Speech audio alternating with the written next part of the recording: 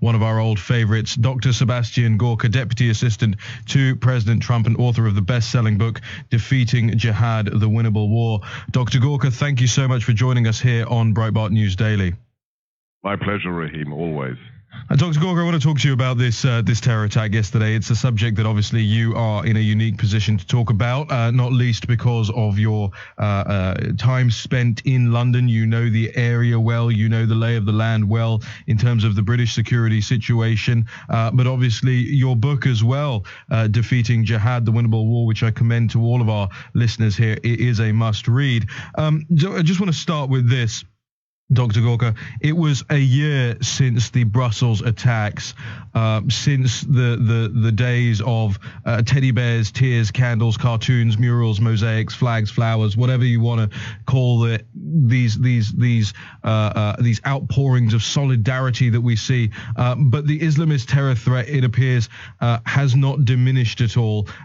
Do you have any idea whether or not this was perhaps linked, whether it was an anniversary attack? We know that these guys like anniversaries. Any ideas about that? Look, right now we need to note that for jihadists, dates are very important. 9/11 itself was the anniversary of a great defeat against jihadi fighters centuries ago.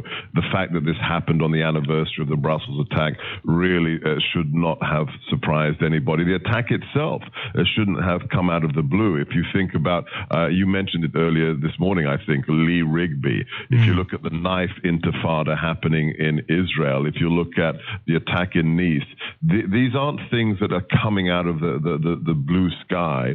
These are methodologies that are being propagated and promoted by ISIS.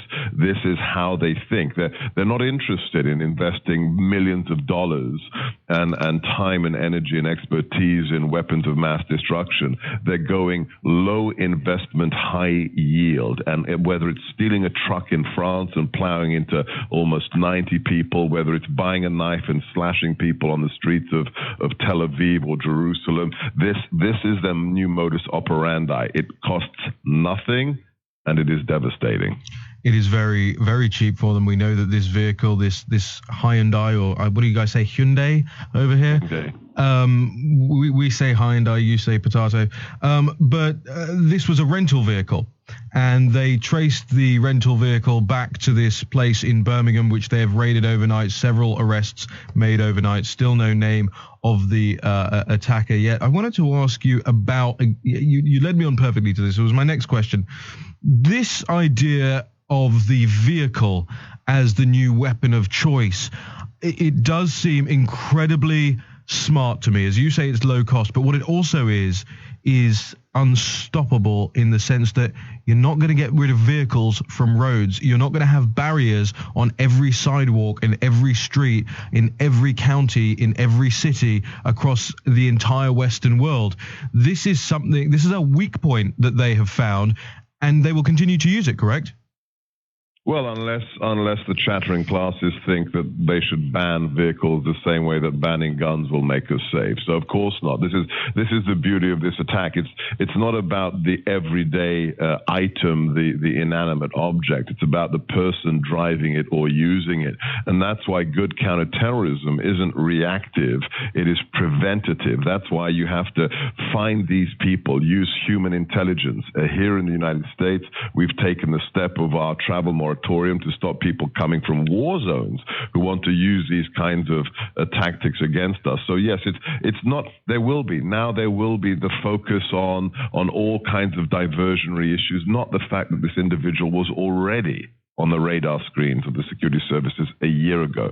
Not the fact that these individuals, there's never been a case, Raheem, of an upstanding citizen or immigrant on Monday deciding on Tuesday to become a jihadi and killing his fellow citizens.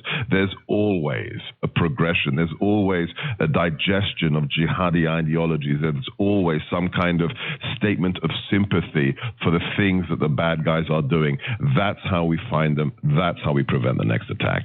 And I think that's so important. We're speaking with Dr. Sebastian Gorka here, Deputy Assistant to President Trump. It's so important because when we talk about the how much space and wiggle room and just how much in the way of sympathy or at least suggestive sympathy that the left affords these people, that is a point on the progression route. We're not saying, at least I'm not saying, that when the left tries to make excuses for this, whether it's a foreign policy related excuse or a poverty related excuse or whatever it is, that is the only thing, one factor. But it suggests to people who are suggestible on this issue that they are right to feel aggrieved and they are right to do something about this. And you mentioned the preemptive element of this. We know that this person was previously known to MI5, but he was said to be not part of the current intelligence picture. I just want to pivot a little bit here because we had on the same day President Erdogan in Turkey making the claim that Europeans will not feel safe on their own streets. And this brings us back to what you just discussed, the travel moratorium. We're talking about refugees, we're talking about migrants. And in often cases with this guy, British born, we're talking about the next generation of them too. How is it that Erdogan can say Europeans will not feel safe on their streets, I will flood you with refugees that will attack you, and then the left are always saying, but refugees, they're all peaceful and they just want to come and live harmoniously and we need to bring them in by the bus and the plane and the boatload? How do those two things combine? How can they both exist? Oh, very simply, to quote another great radio friend of mine, Chris Plant, here in D.C., on the left, reality is optional. This isn't about objective truth. It's always been about narrative. For the last 8 years, unfortunately, out of the White House, they've been spinning the narrative. And let me respond just lastly to what one of your callers said about half an hour ago as I was driving and I heard him say that, we've got to be super careful because if we don't understand why this attack happened, we truly will become inured to these events and we'll just people will die, and then 24 hours later, we're going to go back to business as usual. And the bottom line is, this doesn't happen because of grievances. This doesn't happen because of unemployment or undereducation. It happens because evil walks the earth. And the left will deny that. Their multiculturalism, their postmodernist relativism denies the existence of evil, and that's why they were unqualified to fight this threat. This administration understands. People like yesterday's attacker, the 7/7 bombers, Fort Hood, San Bernardino, is a product of incarnate evil, and we will defeat it, Raheem. Dr. Sebastian Gorka, I know you've got to run, but I'm really grateful for you joining us here on Breitbart News Daily, speaking so much sense. Thank you. Thank you, Raheem.